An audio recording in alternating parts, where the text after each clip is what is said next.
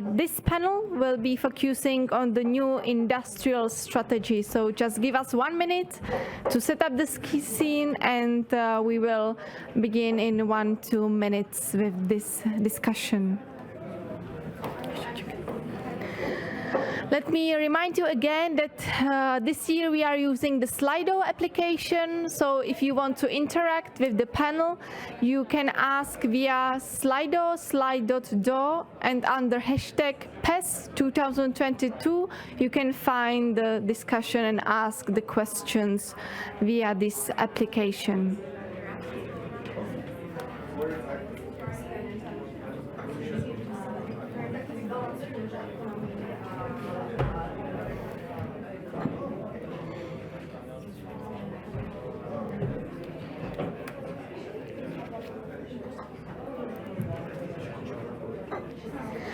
I can see that we are almost ready. As I mentioned before, the topic of this discussion is the new industrial strategy for Europe. Let me remind you that the Czech Republic is one of the top industrialist countries in Europe. And of course, who else should discuss the future of competitiveness of European industry than the Czech Republic? And who else could provide platform for this discussion other than the Prague European Summit? So I think that we are ready. So I am very happy that this discussion on the new industrial strategy for Europe will be chaired by my colleague Eva Faltusová, who is external editor of Euractiv Czech Republic and also one of the FELF, the Future European Leaders Forum alumni. You remember the young leaders who were joining the discussion a few hours ago. So Eva is also one of the alumni, so you can see that the network actually works here in Prague European Summit. So I would like to now ask Eva to join me here on the stage to take the seat, and I would also like to ask the panelists of this panel to take their seats so we can start with the debate. You can take whichever seat you want. And yeah, so I'm passing the floor to Eva to start our last panel discussion on the new industrial strategy for Europe. Thank you. Hello, can you hear me? So I would like to welcome you at the panel New Industrial Strategy for Europe. Can Europe emerge from the shadows of Washington and Beijing through the twin transformations? So as you know, this question is more than important to all of us, but I'm more than happy to have 3 experts just next to me. So first, I would like to present these speakers. So Petr Očko is the Deputy Minister for Digitalization and Innovation at the Ministry of Trade of the Czech Republic. And he also has been working very closely related to technology and industry sectors, and is also currently serving as a director of Czech Invest. Good afternoon. Invitation. Good afternoon, thank you. And we have also Martina Lyons, who is an Associate Program Officer in the Innovation and End-Use sectors at IRENA's Innovation and Technology Centers. And she focuses on pathways to decarbonize hard-to-abate industries and the role of critical materials. And last but not least, I'm very happy to have Georg Rikeles, who is an Associate Director at the European Policy Center. And before joining the EPC, he was serving as an advisor to Michel Barnier during Brexit negotiations. So I'm very happy to have with me these 3 experts, but I would like to also mention that you can participate in this discussion via Slido, and I would be more than happy to translate these questions to our speakers. So let me start with some general point and question to all of you in order to have your views. So as we all know, COVID affected all sectors and all economies in the world, and the EU's economy declined by 6.3%, and more than half of mid-caps reported fall in turnover. But now Europe faces another challenge of the war, energy crisis, but also is hit by double shock wave of war, economy, and monetary tightening. And as we know, the European Commission presented in March 2020 the new industrial strategy just a day before COVID happened. And this strategy leads industry into twin transformation towards climate neutrality and digital leadership. So I would like to ask, firstly, Mr. Oczko, what is the current state of play and how should EU deliver the twin transition in this fast-changing world? So thank you again for the invitation. Good afternoon. It's my great pleasure to be here. So as it was said, I'm as it was said, actually the digital guy. I'm not so much involved in green transition, but of course both transitions go hand in hand. So I'm happy to be here to speak on this topic. First of all, maybe I would like to say and to comment on the actually the main topic of the panel. And I'm not sure if we can say that Europe is in the shadows of Beijing and Washington. I know it's a bit provocative, and there's some true in this, but on the other hand, I really believe that Europe is actually leading the way in many areas, including in actually my areas. I am responsible for digital economy, including, for example, artificial intelligence strategy. So I'm really happy that Europe is leading the way in a human-centric approach to artificial intelligence. So I think this is something where actually Europe can be, and I hope it will be, as it was in many cases before, the trendsetter and the rule setter for the future. Also in Green Deal, actually Europe is actually leading the world in what should be actually the new standard of green transition. Of course, it brings a lot of difficulties on the way. Actually, I was listening a bit to previous panel. It's definitely not easy, but I think Europe is doing a lot in this. Definitely, actually, the two main ways how to actually change the framework for digital and green transition is regulation and some support mechanisms that were also discussed in the previous panel. And I really believe that there is a lot of things happening now on the EU level. Maybe we will speak later on some digital legislation that is on the table. Actually, in all the member states, we now implement the activities under the Next Generation Fund, especially the Recovery and Resilience Facility. And the Recovery and Resilience Facility is, I think it's a very targeted tool how to address the digital and green transition and bringing more acceleration into necessary reforms and also pushing the innovation. So we have a lot of tools. This is just mentioning the most important ones that together I think can help us to actually keep Europe on the good way to remain the trendsetter in the green and digital transition. So this is just for beginning, and definitely we'll discuss the details later. Okay, thank you very much. Now I would like to invite Martina Lyons. Maybe she could share with us some global views on this thematic. Thank you very much, and it's a pleasure to be here. Thank you very much for the invitation.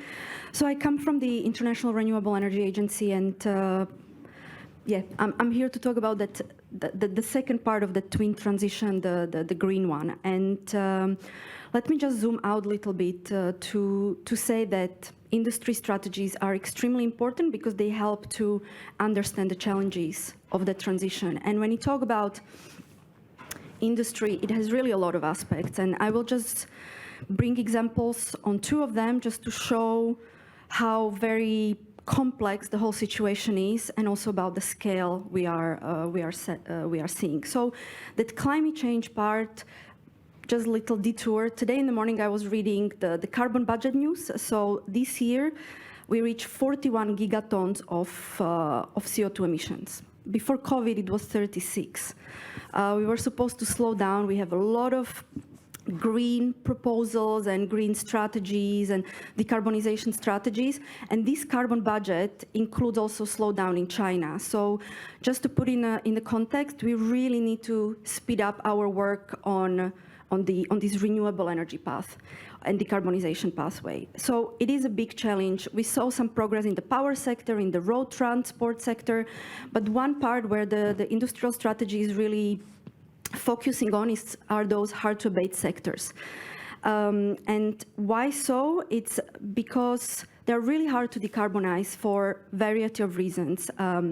Technical options are pretty limited. They are far from cost-effective, and they're really difficult to scale up. And we need to work on those aspects. And why? Because those sectors are incredibly important for us. And which are there? There is iron and steel, it's cement, it's chemicals, and it's aluminium. And if we think about the progress we made, we have to also acknowledge that it was only possible because we have all those commodities. We have highways around Europe, also Eastern Europe. It was thanks to exactly those commodities. And if we want to continue progressing, we need to work, we will continue producing more and more of those. But the problem is that they are all relying on fossil fuels. So it means that if we are now having if we emitted 41 gigatons this year, and we are going to produce more of those commodities, it means that we really are going to emit much more emissions. And just to make even the matter worse in those sectors is that it's not just about energy emissions, it's also about process emissions, and this doesn't get enough attention. And what those are, so for example, cement is a very nice example. So we rely on limestone to produce cement. And actually, if you look on all the emissions from producing cement and concrete, almost 70% are process emissions. So it doesn't matter what kind of energy we will use, we will still emit a lot of emissions from it. And this is just additional complexity. And chemicals is the same thing, it's a feedstock. So if we have plastics or ammonia, whatever, you look around yourself, they're probably produced from oil or natural gas or coal. So we really need to think about all these complex things, and I'm really happy to see, even if I'm covering the global world, that the leadership of EU. And if I may spend 2 more minutes, I hear a lot about raw materials, so I thought maybe to also talk about the challenges of raw materials or critical materials, because it's not just raw, but it's also advanced. And here if I may just group the challenges in 3 areas. So yes, Europe is producing a lot of cars and windmills, and they all need these raw materials. And we really rely on several countries. So the challenges here are, if we don't want to stall this energy transition, is that the challenges are that we worry, or our policymakers and the industry, the producer, EOMs, they worry that the supply might not meet the demand of those materials. The second one is that concentration of mining and producing is only in a handful of countries, regardless of the material we are talking. And also there is a huge pressure, and it was also mentioned in the previous panel, that consumers are really driving this transition. And these ECG are putting a lot of pressure on doing it all sustainably and socially environmentally and socially sustainable. And just a little bit elaborate on those 3 parts. So when it comes to not being able to meet the demand fast enough, it's that there was a lot of underinvestment in the past year into upstream activities because of a lot of reasons. It really takes time to open new facilities. There were a lot of future, and we still are facing a lot of future demand uncertainties. For example, we just talk a lot about batteries. We don't know what kind of battery chemistry will prevail, so we just don't know where to invest because there is a lot of worry about stranded assets. And then there is a lot of price volatility, which again impacts where the investment will go, and then also a lot of lack of transparency and lack of focus on innovation, and I hope we will touch upon that. And when it comes to the concentration, where it's happening, so this is important because, China is being mentioned, but China is not the only one. China is really the leader in rare earth elements, which are very important for wind turbines and motor in the cars. But then when it comes to nickel, it's Indonesia. If it's come to cobalt, it's Congo. So it's really around the world, and we really need to focus who are we going to cooperate and how fast we are able to speed up the build-up of facilities in Europe. So yeah, just to map a lot of challenges and the leadership in Europe to tackle them. Thank you very much for the exhaustive summary of global problems. So maybe it would be nice now to hear the opinion and sort of to advise Europe on the new industrial strategy. So what would be the main points if you could advise, Georg? First of all, good afternoon, and it's a pleasure to be here. I don't know if I can provide any specific advice, but I could come with a sort of couple of reflections first to start off on indeed taking it back to the title of this session, which is, can we emerge from the shadow of China and the US through the twin transformations? And I think it's true, the twin transformations is the big societal economic mobilizing project now of Europe at the EU level. It's the program of the current Commission, of the current Parliament, the current manager. It's the heart of our policies. But I think what the question of this panel really points to is that we are in fact in a moment where it's no longer about the twin transitions only. Mm-hmm. We're going from 2 to 3 fundamental transitions. So we have the twin green and digital transition and associated social challenges, but I think there's also very much now a new paradigm of economic security that we need to respond to. I think we need to move towards, we see it as a consequence of the pandemic, of the consequence of the war, we're in a wartime economy, move to a logic of securitizing economic structures. And that is a fundamental challenge. That is almost as transformational, I think, as the green and digital challenges. I think this comes obviously from a changing and very difficult geopolitical and geoeconomic situation. The sort of the big picture is a move from a world where we thought the system was rules-based to a system which is power-based. It's not only about Russia, it's also about China. I think the rise of China very clearly as on an international alternative illiberal value base is fundamentally challenging us and will continue to do so.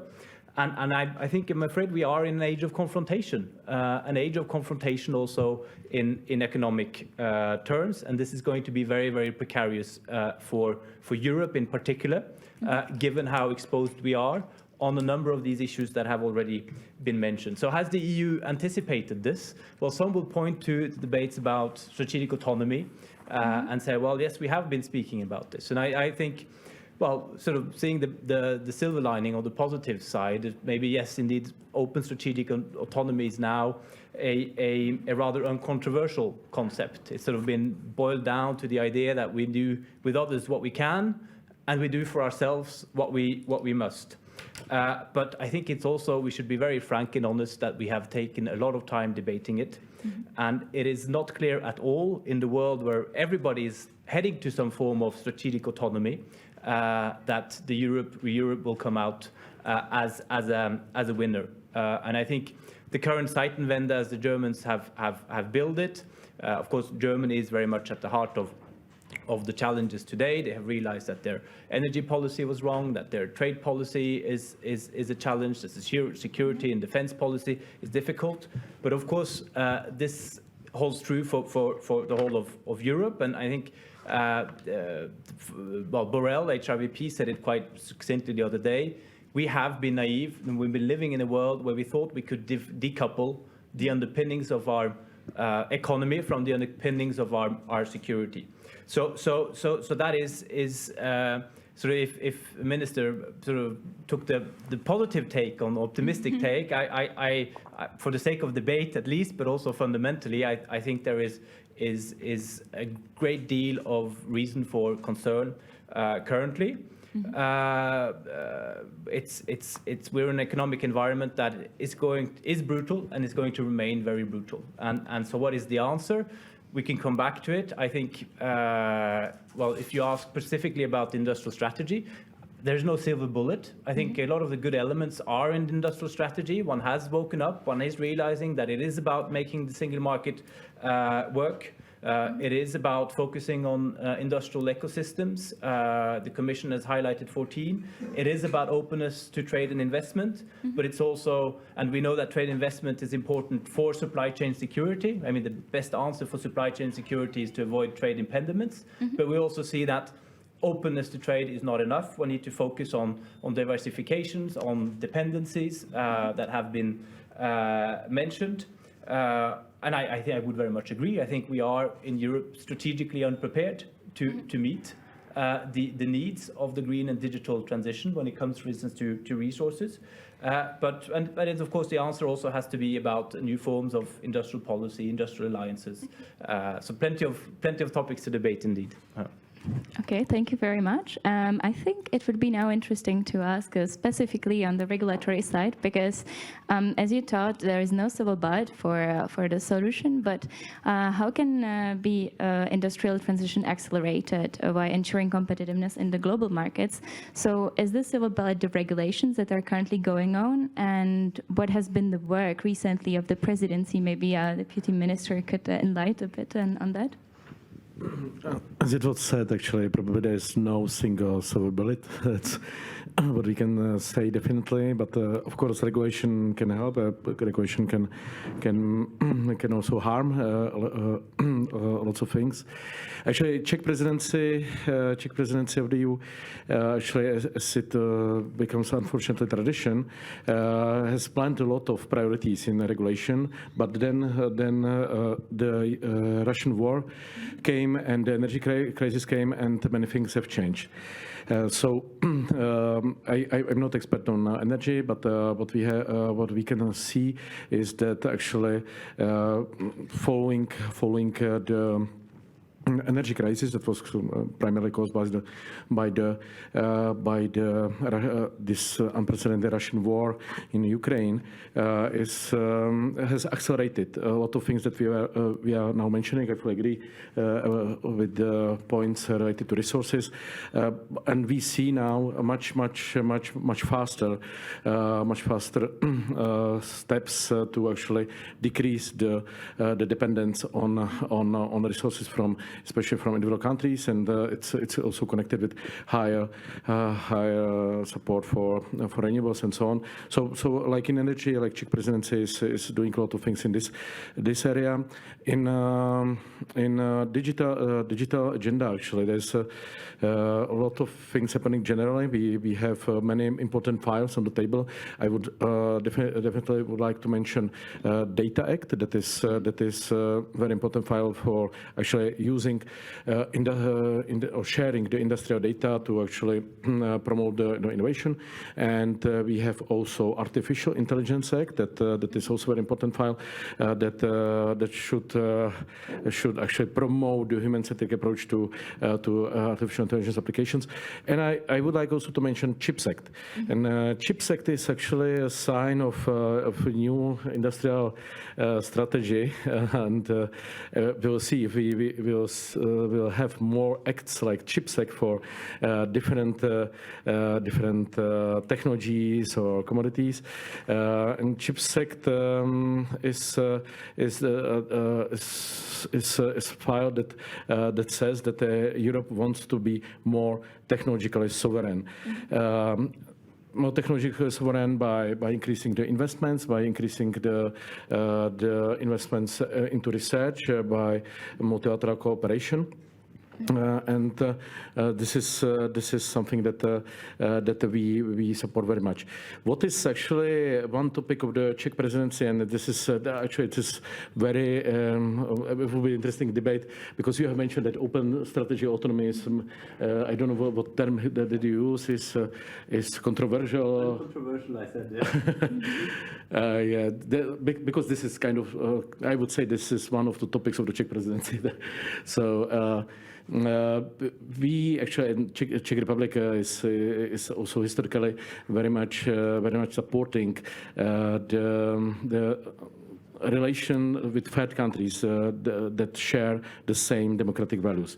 So one of the topics for us is actually making the transatlantic relation more strong. We are supporting the work of TTC, Trade and Technology Council, actually this is not as all the member states see how we should go on. Actually, we see from some countries that actually we should be actually more focusing on actually investments here in the EU, and actually seeing US, for example, as competitor to Europe. And I don't know, I really think that in these difficult times, and we are in really difficult times that we did not experience for many years, actually we need to be much closer to our like-minded friends in the world than before. So for me, actually, stronger Europe means also stronger ties with our like-minded partners in the world. And this is something that is somehow translated also in the discussions on the difficult files. For example, in Data Act, we have Article 27 that speaks about international data transfers, and we see quite difficult debates on what terms and to what extent actually the data transfers to third countries should be open, or should we keep the data only in the EU. So this general point on cooperation with the like-minded third countries translates into concrete steps in the legislation. Thank you very much. So maybe I would have a very quick question to Mr. Rikeles.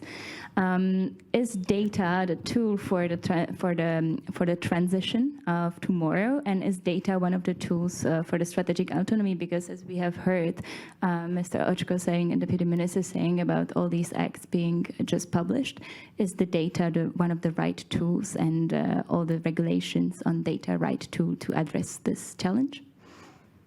Well, I think there's an obvious answer, which is that data plays a fundamental role now in our economy. And you could just look at what companies are the biggest companies in the world today, and where they get their profits from. And Google or Facebook, of course, their shares have taken a tumbling in the last few weeks. But it is essentially a model built on harvesting income based on the value of data. So it's clear that data is a fundamental part of what we need to be very attentive to in Europe. But I think there's another dimension to your question, which is the question about regulation. I think it's very clear that we will not regulate our way to prosperity. But that doesn't mean that it isn't right to regulate. We need to regulate when there are fundamental societal concerns at stake, when it comes to the integrity of, say, of our democracy, or when it comes to personal privacy and those kind of things. But it's not that agenda that will ensure our future prosperity. That's very clear. So then there's a sort of a second type of initiatives now that, the minister spoke about the CHIPS Act. I think it's a very good example of it, which is it carries the name of an act, but it's a fundamentally different piece of act, if you want, than the Digital Markets Act or the Digital Services Act. This is about the CHIPS Act. It's about trying to grab a bigger part in the world economy of semiconductors to ensure a certain degree of security of supply, ensure value chains, not be possibly subject to economic coercion, etc. So I think it's more those kind of initiatives, industrial initiatives, that are necessary for if the argument or the aim is prosperity. I think the CHIPS Act is a very interesting test case for Europe. I think the ambition is right to have it. But there are big questions whether it will work. One big question is precisely the international dimension. We can easily be pulled into a subsidy race where some of these big companies go subsidy shopping. I think there's a problem that is internal in Europe, and that is when we develop such a program, which is about putting money on the table and mobilizing investment, public investment, guarantees for also private investment, as was mentioned.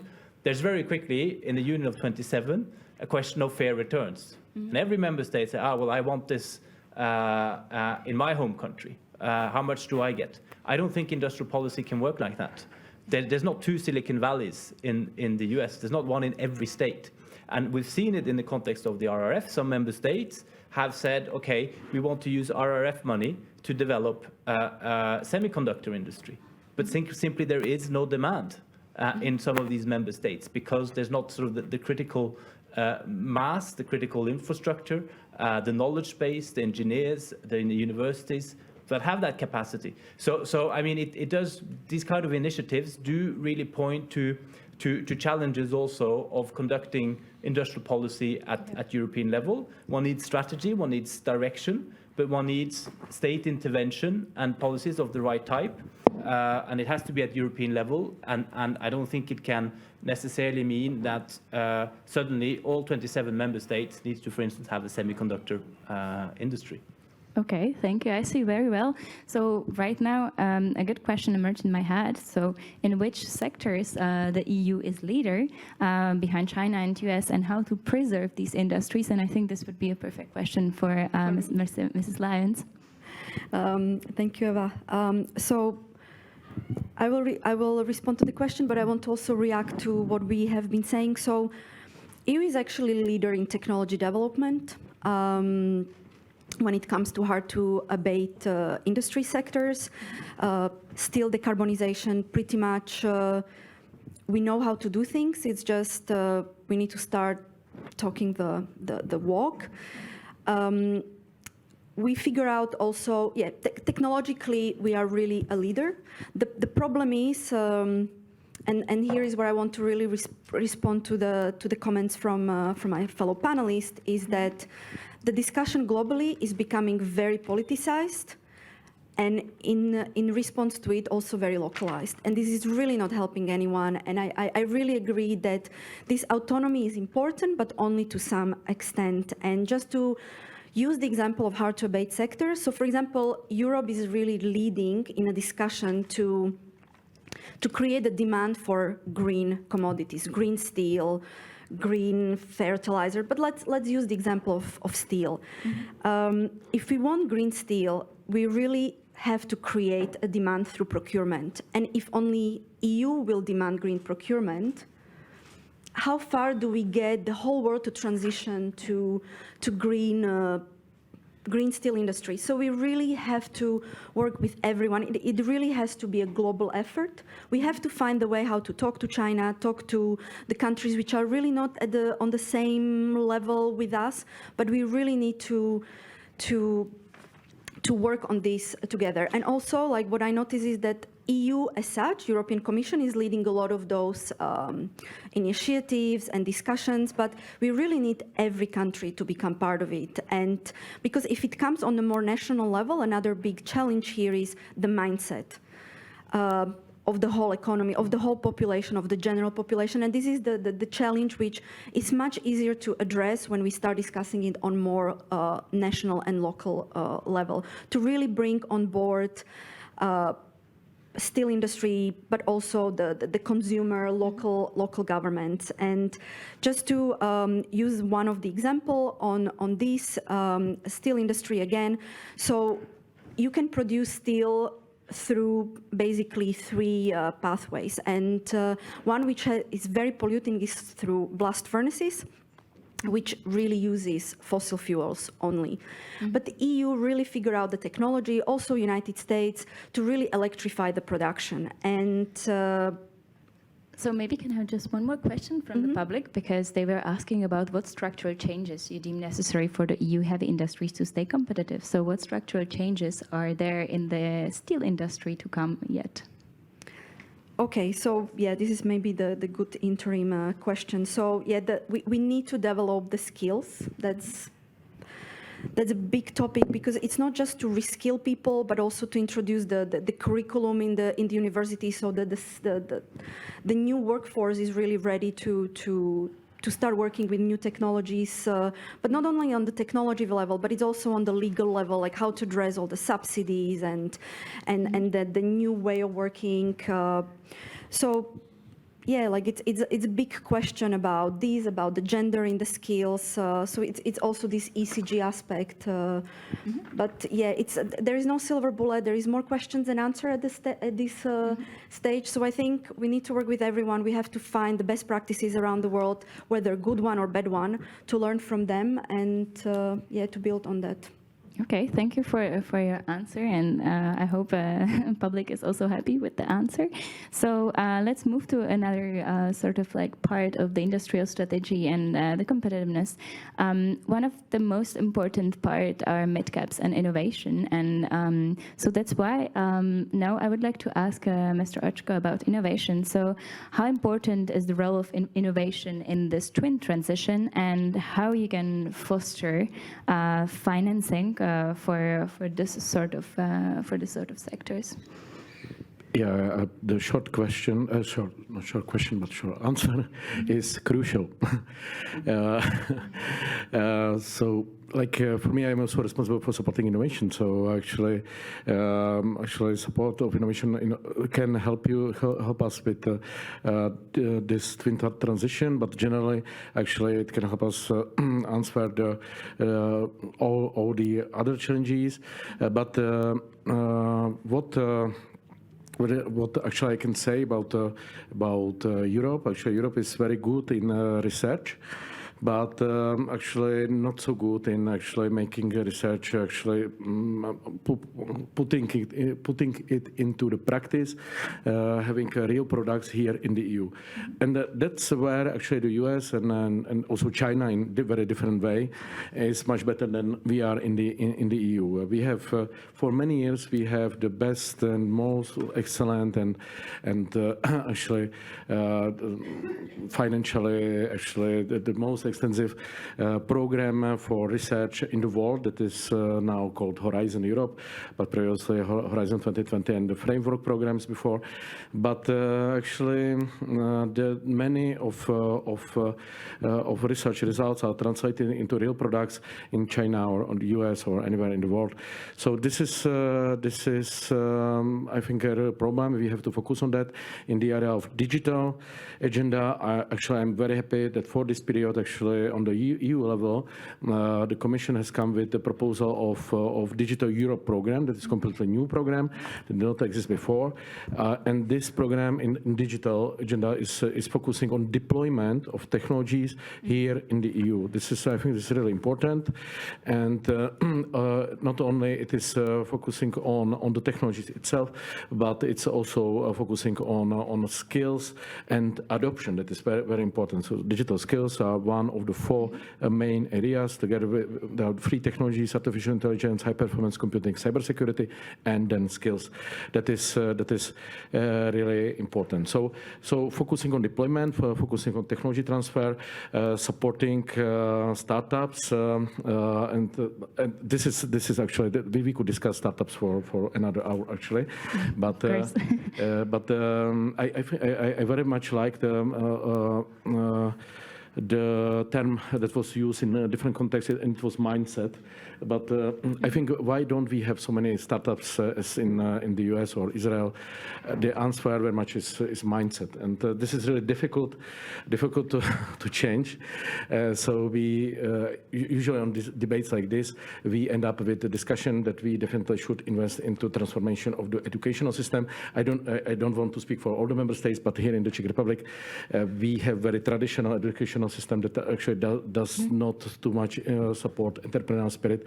And this is something that can help us even more than pushing a lot of subsidies into innovation ecosystem. So this I would point out as one very, very important thing. That's very interesting. So it's not about money. It's also about mindset. Wow, I'm surprised.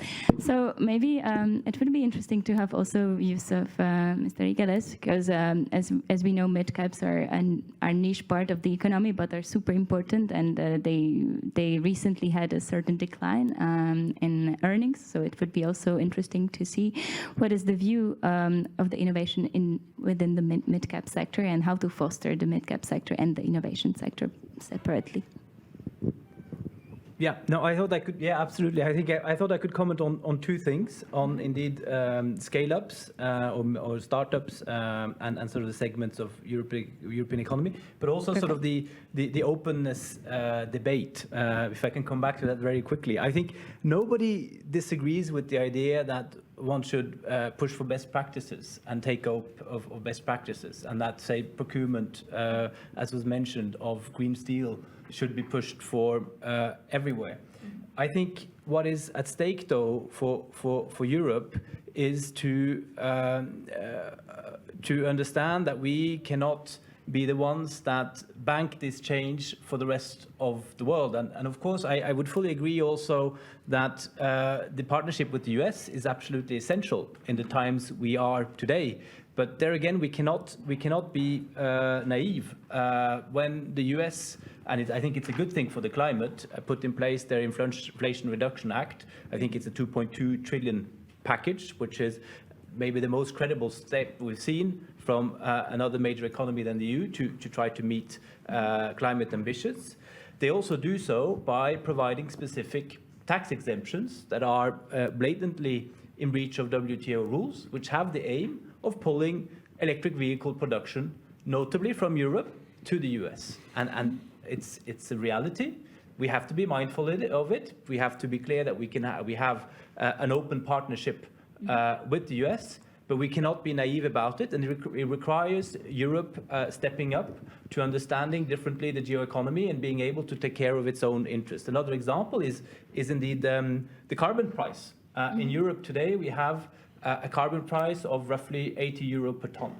If you look at the world carbon price, it's a couple of euros, so close to zero. I think the percentage of world emissions today that are under a carbon pricing compatible with reaching the 2030 goals is as low as 4%. Mm-hmm. So it's very clear that if we impose a carbon price on our industries and do not have some form of tough look at what a trade border means in that context, we're going to lose all our industry and we're going to lose our jobs, and it's not going to do any help for the climate. So I think I agree what was said by the previous panelist, but I mean I think we are really in a moment where we need to have a lucid world what the developing geoeconomy means in climate, in digital, data, etc.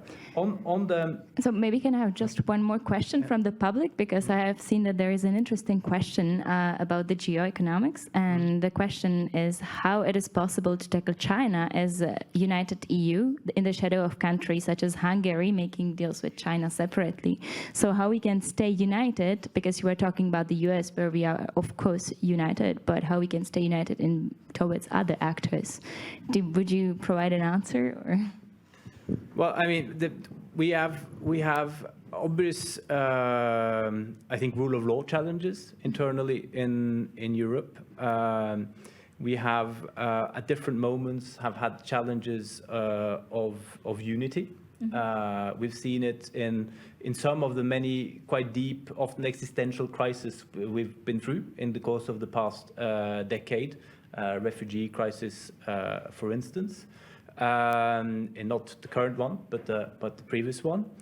But I think also there has been this capacity of Europe in the face of existential crisis to, even though it always takes time, to work out common solutions at 27. And I think that is absolutely necessary. I think so far we have managed quite well, surprisingly well, in the face of Russia's aggression, in the need to develop this extraordinary economic measures, the forms of economic warfare that those sanctions are. And I would even say, even though I, like others, I see individual positions that are taken, and I see it's never easy. But I think actually on China, over the past months, the EU position has been firming up, and we are seeing more capacity for unity and consensus than would have been the case a couple of years back. So I'm not saying that we are all member states are sort of towing the same line, far from it, but I think there is a sort of a new geopolitical, geoeconomic understanding that is dawning on Europe, and I think most of the member states, if not all, ultimately, when push comes to shove, have the capacity to see that there are some fundamental fundamental European interests at stake, and that we have seen then in past crises that really makes leaders at the European around the European Council table have the capacity to sort of to rally around the European flag or common positions. But it's never easy. Yeah. Okay, thank you very much. That's interesting views. Maybe before jumping back to innovation and mid-caps, could you also provide some answer, Mr. Lyons, how can we stay united in face of China, and what would be the tool, or do you think it's too far? So coming from the international organization, I cannot really speak very strongly on that, but we do see from that umbrella overview a lot of topics of unity. Of course, there are competitiveness issues, but we still believe that looking for, even if it's a niche market, looking for collaboration and descaling the very strong job politics and politicization of everything, we see it as a more helpful than unhelpful, I think. But yeah, for me, and to speak on behalf of my organization, is a very difficult question to answer. I see, but I see that cooperation is, of course, key towards the transition in both ways. So as we have last 10 minutes of the panels, maybe it would be interesting to take some questions from the public. And another question a bit on digital agenda is the question on how is EU approach different from other international players on issues of digitalization, AI, etc. So whether there also we could see some cooperation or not really, and we have to really rise from the shadows of Beijing and the US. Yeah, that's a very good question. Actually, I can speak on the example of Artificial Intelligence Act that is now more or less we are coming to a consensus on the final text as a presidency, and hopefully we can have a final text before the end of this year. So artificial intelligence is a topic that is definitely completely differently tackled in different parts of the world. In China, actually, there's actually no regulation in the sense of protection of human rights, and actually we all know that actually China is pioneer in the thing that we really don't want to see in the EU, that we call social scoring, and. In the EU, we don't want it, so we actually try to regulate it in advance. But for example, in the US and now in the UK also, actually they do not take this approach. Actually, there's no heavy ex-ante regulation in place. There are some lighter orders from the state administration on this. There are some blueprints on how the applications of artificial intelligence should be or could be implemented or can work on the market. In the EU, we have an approach that we actually ex ante, we define so-called high-risk applications, the areas where we see the applications of artificial intelligence as potentially dangerous for consumers, for actually human rights. And we ex ante put in place compliance rules and certification mechanisms for the applications of artificial intelligence to be introduced to the market. So it is really a different approach. Actually, and as I was saying in the beginning, actually I like European approach in the sense that we are pioneers in like human-centric and fundamental rights protection regulation, and I really think that we need some regulation. The question that is often on the table, if this regulation will not kill the innovation. So then of course the US and UK way might be better, but of course the dangers of artificial intelligence applications in the UK and US will not be covered as well as in the EU. So there's a really big difference. We will see. Europe has chosen its way. We are almost in the final stage of the AI Act, but of course we need to strike the right balance between regulation and innovation. I see. So the EU is actually providing some sort of certainty by the regulation and also fostering some innovation. I see that we have last 5 minutes, if I'm not mistaken, right? Oh, okay, 3 minutes even. So maybe it would be nice if Mrs. Lyons could sort of provide a small conclusion. What could be the key enablers of the green part of the transition on the energy and on the industry side? And then we will jump for some conclusions also on the digital side.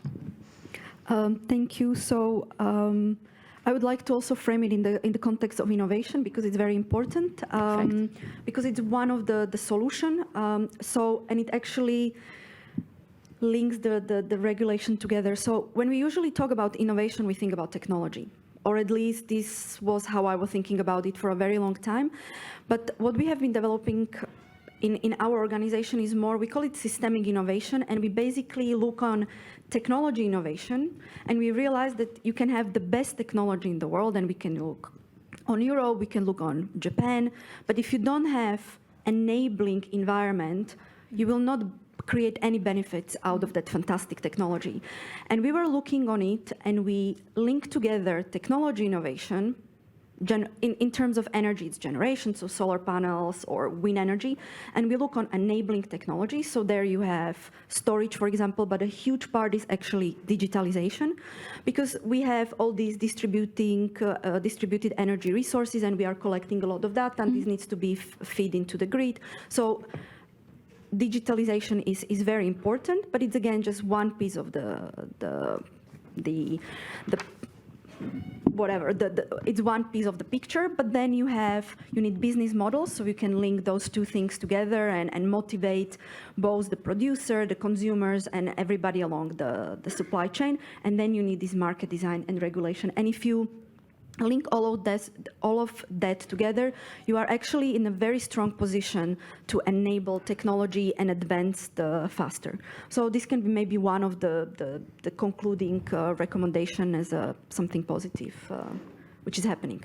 Okay, perfect. Thank you. Maybe if Mr. Rikeles could tell us some far-fetching phrase that could say that what would be the new industrial strategy for the EU after all this panel, and then we will conclude.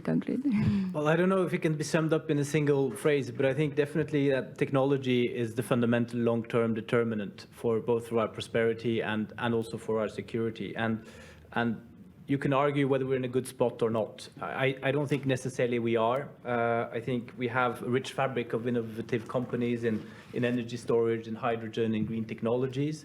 But in the current environment where money is starting to really be expensive, if the investment push stops, we're not going to have any leadership in this anymore. China is already very advanced, a core player in wind, in hydrogen, etc. Another element of this, which goes then over to the digital, we know we've had a 2 decades now productivity gap with the US, and there are different reasons for that. But one of the reasons is the take-up of technology, of digital technologies in particular.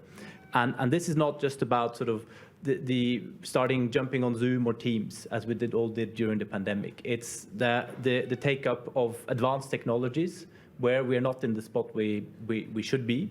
And I think this ties back to one of the earlier questions you were asking, which is startups and mid-caps. I think we have a lot of focus at the European level on SMEs, and we say they're the backbone of the European economy, 99%, etc. And that is true, and it's also why then politicians speak to SME, because they speak to the many.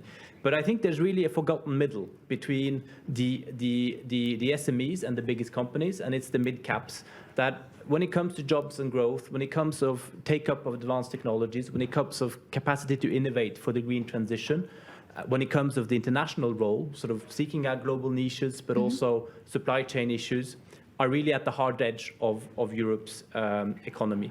So I think that is a focus that is missing today in the context also of the economic crisis today. And then finally, I agree very much with what the minister said about research excellence. I think we, in some areas, also are quite good at creating startups, but we're not good at scaling up. And a lot of what we do becomes nurseries for these companies going elsewhere. And so it doesn't assure technological leadership, jobs and growth long-term in Europe. And that's really about capital markets, having more depth and having the capacity to accompany European startups. But I think also there is a real role now for the public, and I will end with that. There's talk about a sovereignty fund at European level, the capacity to then for the EU to take equity stakes in key industries, in key ecosystems. I think that is probably something that is necessary and a direction to go. Okay, thank you very much. Thank you very much also for your questions from the public. I would like to again thank for your participation, and thank you for coming here. And I think it's the last panel, so I'm giving the floor for the closing remarks, and thank you very much for your participation and everything.